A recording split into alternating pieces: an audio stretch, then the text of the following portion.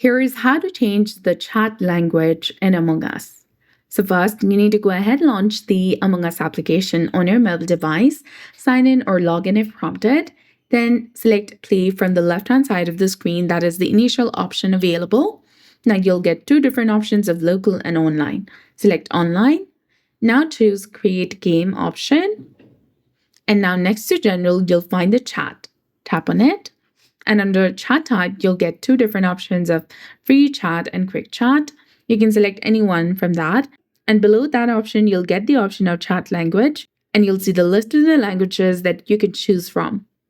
Select any one that you prefer and then select create game option, and you'll be done. You'll have now successfully changed the chat language. So that's it. I hope you found this video helpful. If you did, please like, share, and subscribe. Thanks for watching. We'll see you again in the next one.